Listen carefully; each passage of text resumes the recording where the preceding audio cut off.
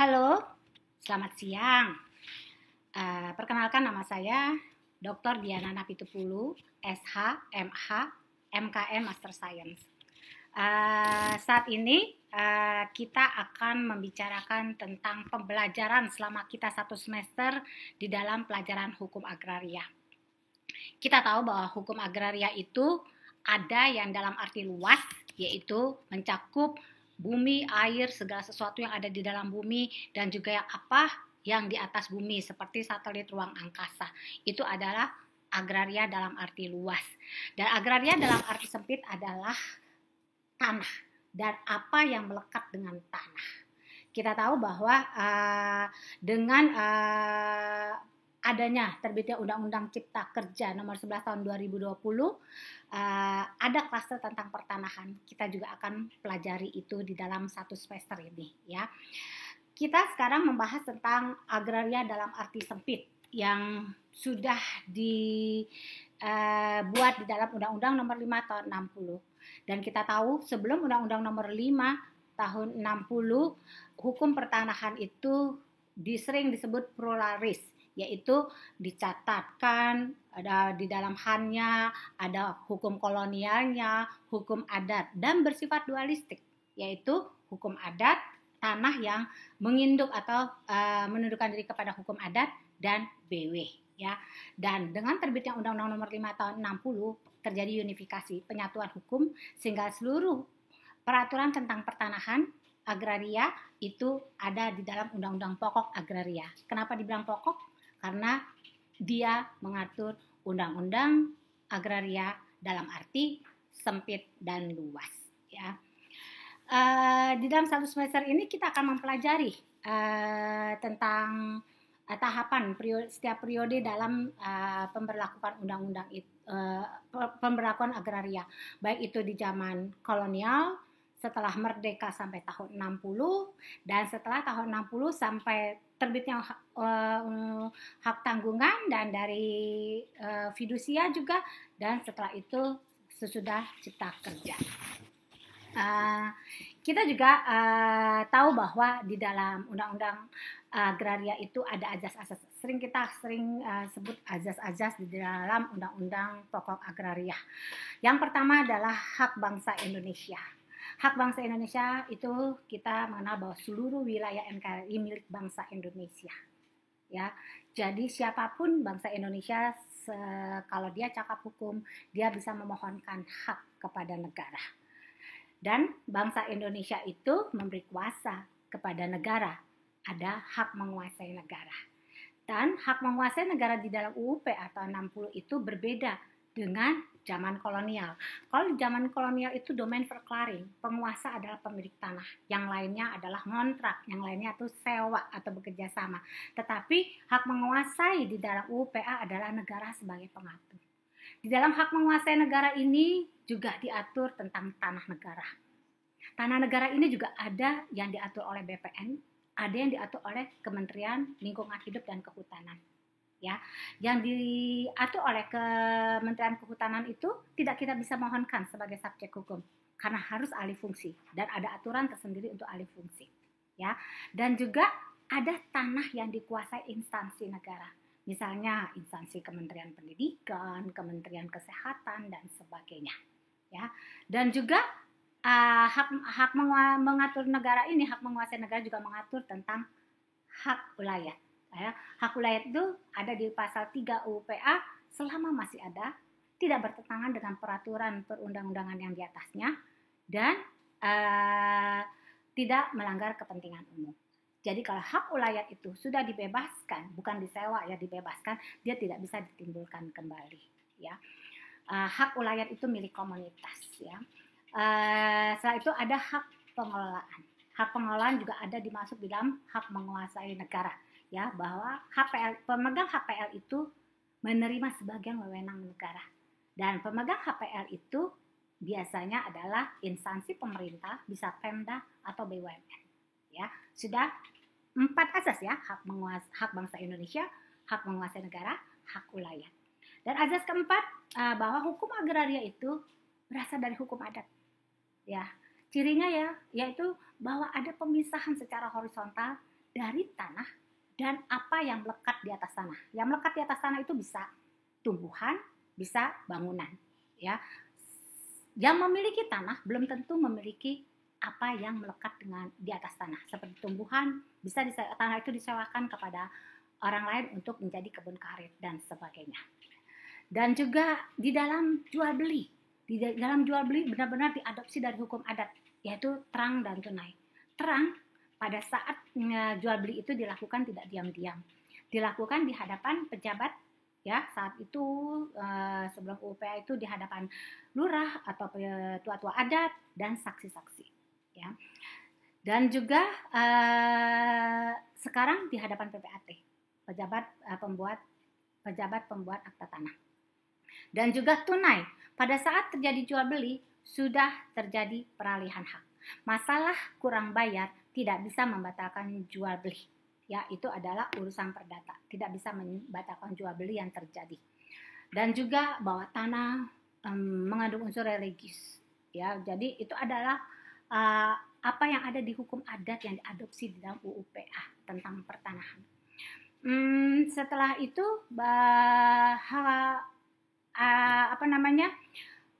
fungsi sosial. Tanah itu harus memiliki fungsi sosial. Tanah jangan dianggurin. Kalau dianggurin nanti bisa digarap oleh orang lain. Dan waktu kita memerlukan tanah itu, kita harus membayar uang untuk membebaskan tanah itu dari para penggarap. Atau kalau tanah itu dianggurin di dalam Undang-Undang Cipta Kerja, itu bisa diambil oleh negara dan dimasukkan ke dalam inventaris bank tanah.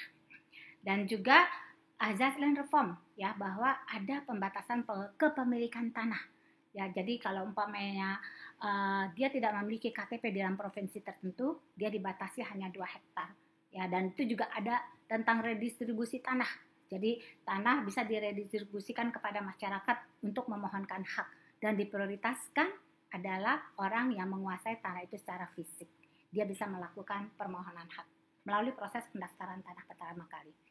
Terus ada tata guna tanah. Seluruh wilayah tanah ini ada zona-zonanya. Ada zona tentang kehutanan, ada hutan lindung, ada pertanian, perkebunan, zona perkantoran, zona pemukiman, dan sebagainya. Dan zona ini diinikan lagi, itu adalah perda tingkat 1 kalau di tingkat ibu kota, ya, RT RW, rencana tata ruang dan wilayah. Itu adalah perda tingkat 1. Di luar DKI itu adalah perda tingkat 2.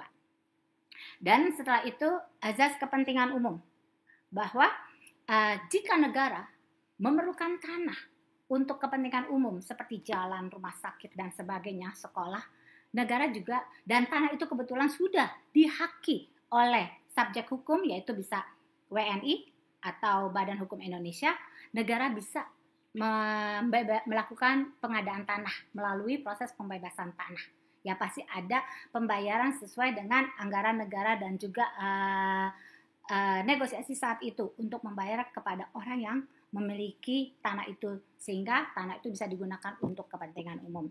Karena kita WNI maupun subjek hukum yang ada di Indonesia, baik itu orang maupun Badan Hukum Indonesia, bisa memohonkan hak melalui hak menguasai negara, dan jika negara memerlukan, dia juga bisa memohonkan hak kembali dari tanah-tanah yang sudah diberikan haknya kepada individu maupun Badan Hukum Indonesia untuk kepentingan umum. Dan yang terakhir adalah azas pendaftaran tanah, bahwa tanah harus didaftar, ya, itu untuk azas publikasi. Pasti tanah-tanah yang dalam pengaturan BPN. Kalau tanah-tanah yang di dalam pengaturan kehutanan itu didaftarkan atau diinventarisir oleh Kementerian Kehutanan, ya. Pendaftaran tanah, ada pendaftaran tanah pertama kali, yaitu pendaftaran tanah dari tanah yang belum bersertifikat menjadi memiliki sertifikat, ya. Terminologinya adalah pendaftaran tanah yang sudah didaftar berarti tanah yang memiliki sertifikat. Tanah yang belum didaftar atau tidak terdaftar adalah tanah yang tidak ada sertifikatnya. Pendaftaran tanah pertama kali itu adalah memohonkan hak dari tanah yang belum bersertifikat menjadi bersertifikat. Title-nya bisa hak milik, hak guna bangunan, hak guna usaha, ada hak pakai, ada hak milik satuan rumah susun, atau hak pakai satuan rumah susun. Nanti kita akan bahas itu lebih mendalam di dalam pertemuan-pertemuan berikutnya, ya. Dan pendaftaran tanah pemeliharaan data, ya. Pendaftaran tanah pemeliharaan data adalah pendaftaran tanah untuk tanah-tanah yang sudah bersertifikat atau tanah-tanah yang sudah terdaftar tetapi terjadi peralihan hak. Peralihan hak itu bisa karena jual beli, waris, tukar menukar, inbrank, pemasukan tanah menjadi modal, setoran modal perusahaan. Itu namanya pendaftaran tanah pemeliharaan data. Sehingga data dari pemilik terakhir itu tercatat di buku tanah di BPN. Ya. Jadi itu adalah asas-asasnya. Dan kita juga mengenal ada hak-hak primer, yaitu hak-hak yang diminta oleh subjek hukum kepada hak menguasai negara. Ingat, hak menguasai negara kita bisa dia mengatur hak tanah negara, tanah yang dikuasai instansi negara, HPL dan hak ulayat. Dan hak-hak primer itu individu ataupun Badan Hukum Indonesia bisa memohonkan hak dari hak menguasai negara. Ya, itu bisa tadi ada hak milik, ya, hak milik yang yang tidak perlu disertifikatkan lagi dan subjek hukumnya hanya WNI, ya, tidak bisa dia badan hukum, ya, dan dia terkuat dan terpenuh. Ada HGU, hak guna usaha, itu subjek hukumnya bisa WNI, bisa juga Badan Hukum Indonesia. Biasanya itu untuk peternakan, untuk perkebunan, pertanian, dan sebagainya. Kalau di atas 25 hektar itu harus korporasi, karena harus dengan feasibility study dan permohonan yang agak lengkap yang diajukan kepada negara. Kalau dia luas dan dia mengambil dari tanah yang sebenarnya dia adalah domainnya kehutanan, dia harus ajukan kepada 2 instansi. Kalau tergantung luasnya, apakah kepada gubernur atau kepada presiden. Ya. Terus hak guna bangunan yaitu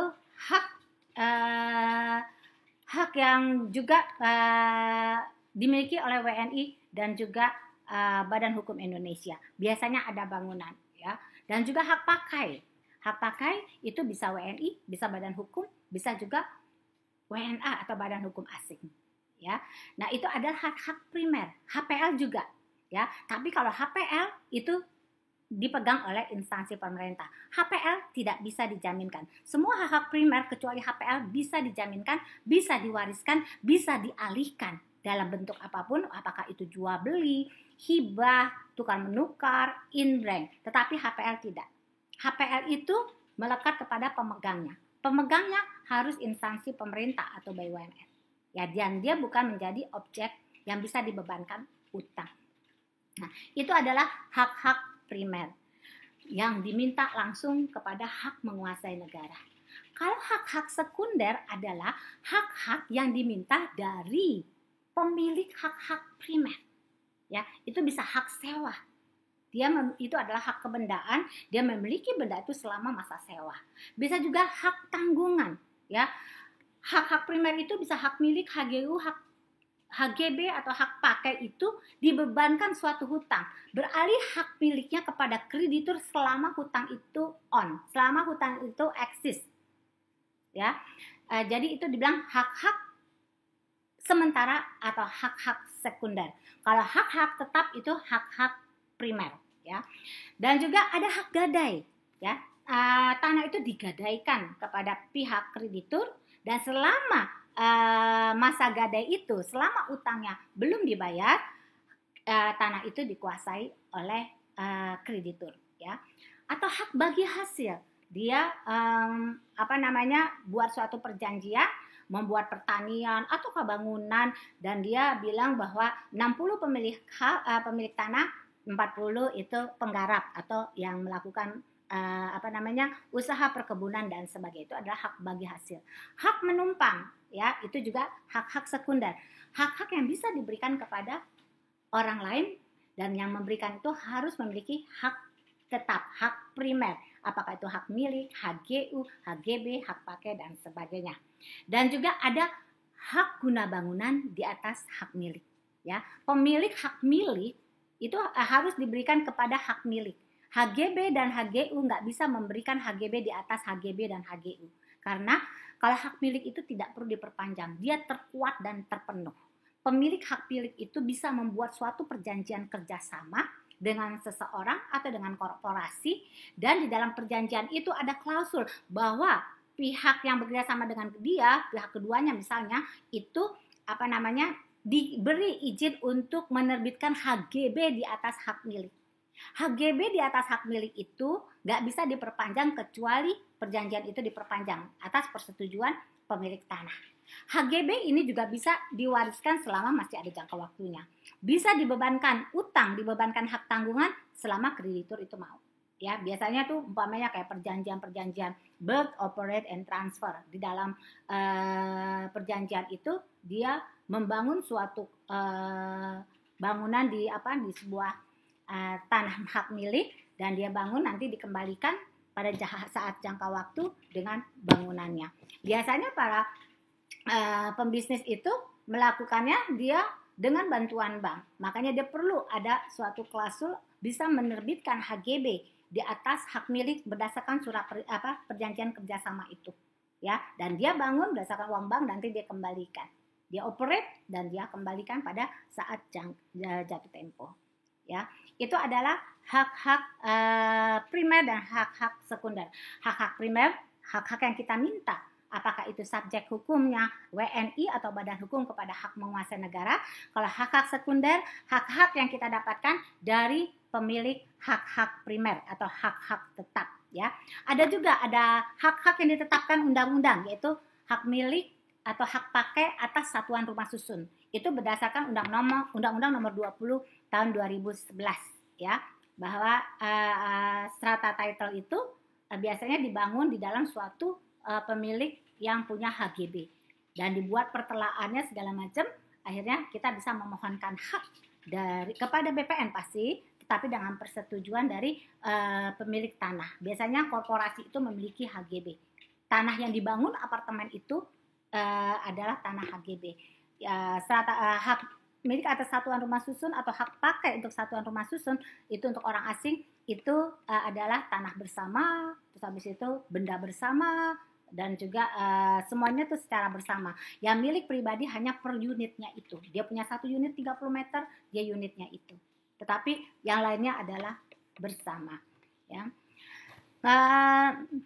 Setelah itu kita akan membahas tentang peralihan hak. Ya, tentang peralihan hak. Peralihan hak itu bisa karena peristiwa hukum yang bukan perbuatan hukum, yaitu ada suatu kematian, peristiwa hukum, terjadi waris. Ya, terjadi peralihan hak kepada ahli waris. Ada juga karena suatu peristiwa hukum karena perbuatan hukum. Itu bisa jual beli, ya, bisa hibah, bisa tukar menukar. Tukar menukar itu harusnya di dalam suatu wilayah tertentu, karena pendaftaran tanah itu ada di kantor pertanahan. Kantor pertanahan itu di tingkat 2, kabupaten ada kota. Jadi dia bisa tukar menukar, haknya harus sama. Kalau hak guna bangunan, sama-sama hak guna bangunan. Ya, terus di wilayah pendaftaran tanah yang sama, yaitu umpamanya Kabupaten Tangerang.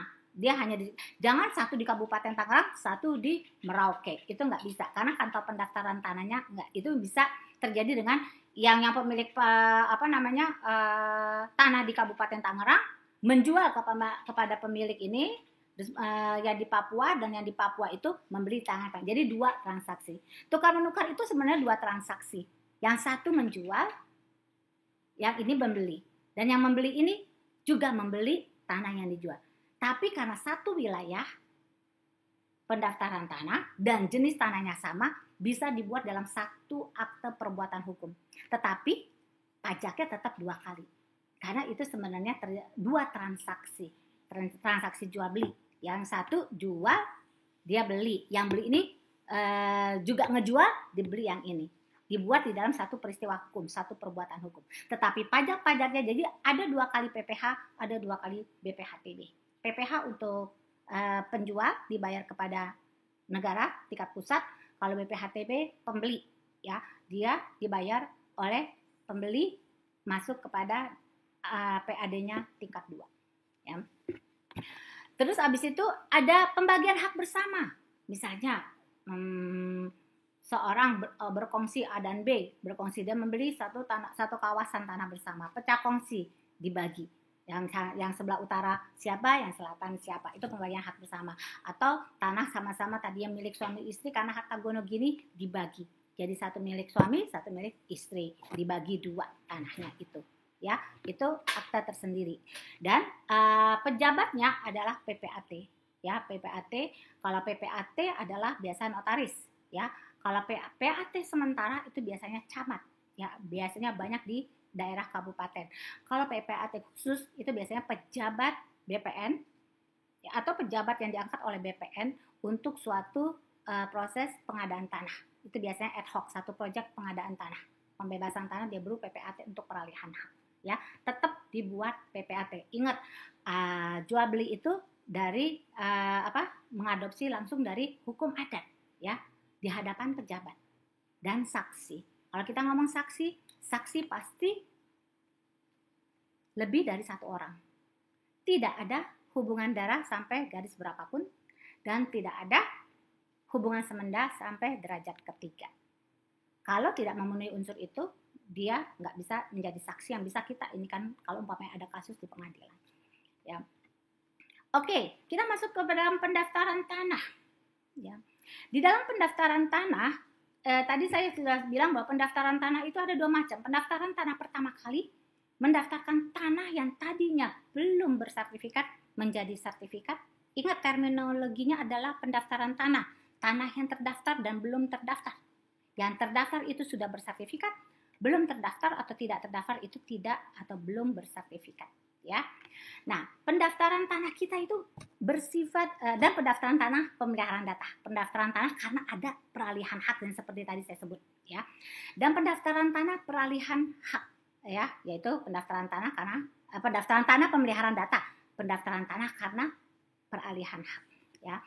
Dan pendaftaran tanah kita bersifat negatif tetapi mengandung unsur-unsur positif ya, yaitu selama tidak bisa dibuktikan oleh pihak yang lain kita memiliki tanah itu. Tetapi jika bisa dibuktikan oleh pihak lain bahwa kita mendaftarkan tanah itu berdasarkan mungkin pengakuan dan sebagainya, kita menyodorkan bukti-bukti atau dokumen palsu, itu bisa ya. Di simultan, ya bisa simultan, mana yang duluan digugat dulu ke pengadilan pidananya dan digugat TUT untuk membatalkan sertifikatnya. Ada 2 proses. Bisa juga nanti ganti ruginya perdata atau apa, itu tergantung daripada advokatnya yang akan menjadi atau untung rugi yang mana yang lebih efisien kita beracara untuk mendapatkan hak itu ya. Jadi karena kita emang adalah pendaftaran tanah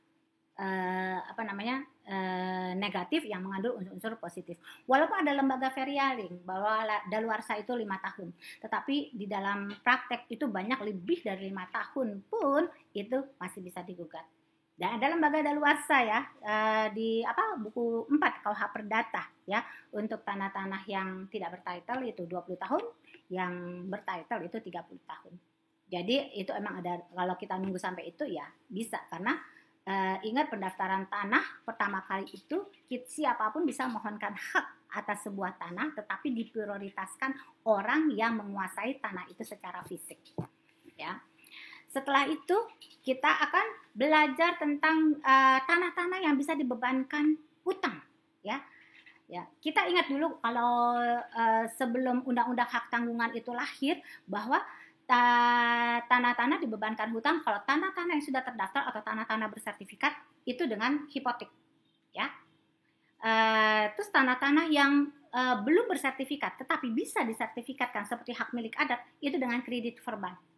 Tetapi tanah-tanah yang tidak bisa disertifikatkan tetapi memiliki nilai ekonomis dan kreditur juga mau menerimanya sebagai jaminan utang, itu diikat dengan FEO, Fiduciary Addendum Overdraft. Dulu di BW, sampai sekarang di BW itu hanya 2 lembaga hukum untuk jaminan ya, untuk mengikat benda menjadi jaminan ya. Hipotek untuk fixed asset dan juga gadai untuk benda bergerak. Tetapi dengan perkembangan zaman waktu itu keputusan Hugerrat ya, ada FEO karena ternyata orang banyak menjaminkan barang produktifnya dia. Sehingga kalau barang itu beralih kepada kreditur, karena gadai itu barangnya beralih kepada kreditur, si debitur nggak bisa bekerja untuk mencari uang sehingga dia bisa bayar hutang. Sehingga barang itu dikembalikan atau diserahkan secara kepercayaan kepada debitur sehingga dia bisa kerja dan dia bisa mencari uang dan membayar hutangnya. Pengembalikan barang itu secara kepercayaan namanya FEO, fiduciary ehendom overdraft. Penyerahan fiduciary itu kepercayaan, ehendom itu hak milik, overdraft itu penyerahan. Penyerahan hak milik secara kepercayaan. Hak miliknya tetap di tangan kreditur, tetapi diserahkan sebagai pinjam pakai kepada debitur untuk dia menggunakan barang itu sehingga dia bisa mendapatkan uang untuk membayar hutang. Ya. Setelah Undang-Undang Fidusia 42 tahun 99, FEO tidak dipakai lagi. Tapi sebelum tahun 99 itu masih dipakai selain untuk mengikat benda-benda bergerak, tapi juga mengikat tanah-tanah yang nggak bisa disertifikatkan, tetapi memiliki nilai ekonomis dan kreditur mau menerima sebagai jaminan. Misalnya kayak SPBU di jalur hijau, nggak mungkin sertifikatnya dimohon karena itu jalur hijau. Ingat tadi zona ya, bahwa ada tentang tata guna tanah. Kalau di daerah zona hijau itu nggak bisa disertifikatkan. Digunakan ya bisa, dijadiin seperti kayak kantin-kantin bisa, dijadiin SPBU bisa, tergantung Pemdanya mau kerjasama nggak dengan pengusaha. Dijadikan taman kanak-kanak bisa, itu jalur hijau, nggak bisa disertifikatkan ya karena zonasi tadi ya. Tapi kreditur mau menerima jadi jaminan, mau, visible banget, bankable banget gitu ya. Selain visible, bisnisnya bankable banget karena ada jaminan gitu. Jadi diikatnya dengan FEO, dia nggak bisa mengalihkannya untuk ini, karena dia pasti punya jangka waktu kerjasama dengan Pemda untuk dia beroperasi sebagai SPBU dan juga yang lain-lainnya ya, banyak ya seperti Pasar, PD Pasar Jaya itu nggak terbit sertifikat yang dikeluarkan oleh BPM, tapi dikeluarkan sertifikat yang seperti ijazah yang dikeluarkan oleh pengelola pasar ya. Nah, setelah Undang-Undang Nomor 5 Undang-Undang Nomor 4 tahun 96 terbit hak tanggungan ya. Jadi untuk tanah-tanah bersertifikat itu diikatnya dibebankan hak tanggungan ya. Untuk tanah-tanah yang yang belum bersertifikat itu dengan surat kuasa membebankan hak tanggungan. Umurnya hanya 3 bulan ya, karena dianggap 3 bulan itu untuk proses pensertifikatan tanah itu bisa ya. Kalau dalam 3 bulan itu tidak ditingkatkan menjadi akte pemberian hak tanggungan, itu batal demi hukum. Jadi umur sertifikat hak milik atas satuan rumah susun itu hanya 3 bulan. Jadi kredit verban tidak dipakai lagi setelah undang-undang hak tanggungan itu lahir ya. Dan FEO masih dipakai sampai tahun 99 untuk tanah-tanah yang nggak bisa disertifikatkan. Tapi setelah Undang-Undang Fidusia Nomor 42 tahun 99 lahir, tanah-tanah yang nggak bisa disertifikatkan itu diikatnya dengan fidusia ya. Fidusia dan hak tanggungan itu adalah lembaga jaminan yang dipakai untuk membebankan tanah dan bangunan atau apa yang melekat, tanah dan apa benda-benda yang melekat dengan tanah ya, itu dengan hak tanggungan dan fidusia ya. Hipotek di buku 2 masih berlaku, tetapi untuk mengikat pesawat udara dan kapal laut yang bobotnya di atas 20 meter kubik ke atas ya. Dan sertifikat fidusia dan hak tanggungan itu harus didaftar ya. Ada jangka waktunya menurut undang-undang 7 hari kerja setelah akte pemberian hak tanggungan atau akte fidusia ditandatangani oleh para pihak ya. Kalau hak tanggungan didaftarkan ke BPN, keluar sertifikat hak tanggungan. Tanggal sertifikat hak tanggungan itu adalah tanggal daripada hak eksekutorial itu lahir. Jadi pemegang hak tanggungan atau kreditur itu atau penerima hak tanggungan, pemegang hak tanggungan atau kreditur itu memiliki hak eksekutorial. Jika debitur wan prestasi atau orang yang berhutang yang dibebankan orang yang berhutang yang dikasih tanahnya untuk dibebankan hak tanggungan keuangan prestasi atau melakukan perbuatan melawan hukum, itu bisa dieksekusi walaupun eksekusinya itu ada tata caranya tersendiri.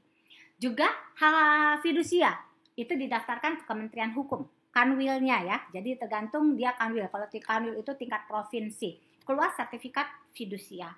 Tanggal sertifikat fidusia itulah lahirnya hak eksekutorial dari fidusia itu. Walaupun di dalam penarikannya untuk lelang itu ada tata cara sendiri. Hak tanggungan dan fidusia jualnya adalah lelang. Karena di undang-undang, baik undang-undang hak tanggungan dan lelang itu dilarang memiliki barang yang dijadikan jaminan atau dibebankan hak tanggungan atau fidusia untuk pembayaran hutang. Jika itu dilakukan atau diperjanjikan, batal demi hukum. Jadi kreditur menarik untuk mengalihkan kepada pihak ketiga, bukan untuk dimiliki.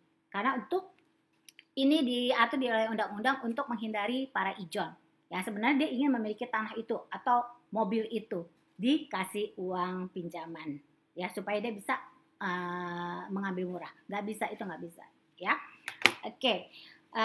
Setelah itu kita akan membahas bank tanah. Ya, bank tanah itu sudah disebut di dalam pasal pertanahan di Ciptaker.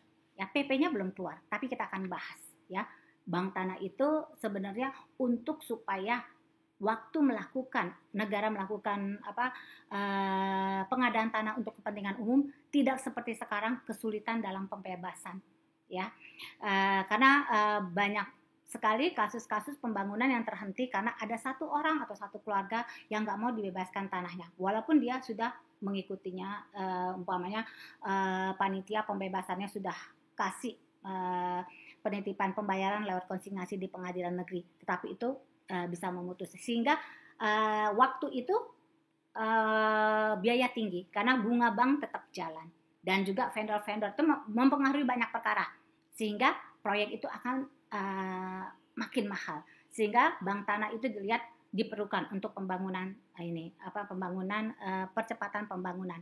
Dan bank tanah ini nanti di PP-nya kita akan lihat ya, walaupun ini sekarang belum terbit, sedang dirancang, itu siapa, tapi itu pasti instansi pemerintah karena nggak boleh swasta. Dan selama tanah itu belum digunakan oleh bank tanah oleh negara untuk kepentingan umum, bank tanah juga bisa menyewakan dalam bentuk apapun juga. Jadi dia punya inventaris. Kalau kita ngomong bank, dia mengumpulkan dari orang-orang yang belum memerlukan, terus menjual atau menyewakan kepada orang-orang yang memerlukan. Bank itu adalah lembaga intermediasi, baik bank tentang uang, bank darah, dan bank yang lain, itu sebenarnya lembaga intermediasi. Dan itu pemerintah. Kemarin di Ciptaker dikatakan itu adalah lembaga pemerintah, LBU atau apa. Kita belum tahu karena undang-undang PP-nya belum terbit, ya. Ada pengawasnya, ya. Dan setelah itu kita melakukan pengadaan tanah, melakukan pengadaan tanah untuk pembangunan. Ya, bagaimana prosesnya, bagaimana kalau umpamanya ada masalah, kita masuk dalam diskusi, ya. Saudara, karena kita adalah KKNI, ya, metode pembelajarannya UTS saudara nanti bisa diupload ke dalam Teams, dan juga UAS saudara, ujian akhir semester itu saudara membuat webinar dari topik-topik yang kita sajikan atau topik lain yang menarik yang berkaitan dengan hukum agraria, ya, sehingga saudara juga belajar untuk teamwork, dan kita melakukan webinar ini untuk memperkaya saudara juga sebagai yang sudah mendapatkan agraria itu, kita bisa mendapatkan dari pihak luar atau saudara sendiri yang bisa menjadi pembicara, ya. Dan saya minta, ada banyak undang-undang yang sudah saya masukkan ke dalam file Teams, ya. Kita pakai Microsoft Teams, dan saya minta saudara membacanya, ya, dan diupload sebagai vlog di channel YouTube kelas saudara, ya, sehingga saudara pernah membaca, ya. Satu orang mungkin satu, nanti dibagi, itu ada beberapa ya undang-undang macam-macam tentang pertanahan, ya, sampai Ciptaker yang hanya kelas pertanahan, sehingga jika kita kebagian hanya satu undang-undang, kita bisa pengen tahu tentang undang-undang yang lain, kita bisa dengarkan teman kita yang lain yang membaca undang-undang lain tentang agraria, ya. Demikian saudara, saya berharap dalam satu semester ini kita semangat, dan kita melakukannya sebagai rekreasi intelektual sehingga tidak jadi beban, tetapi kita mendapatkan sesuatu dengan fun, tapi juga berinteraksi, saling menghargai, dan juga menikmati pembelajaran yang menggunakan teknologi semaksimal mungkin. Karena kita terbatas dalam tatap muka dan kita gunakan dan kita harus kreatif untuk menggunakan segala sesuatu supaya kita bisa mendapat materi ini secara utuh dengan berbagai cara, ya, kita gunakan teknologi. Selamat siang, tetap semangat dan kompak.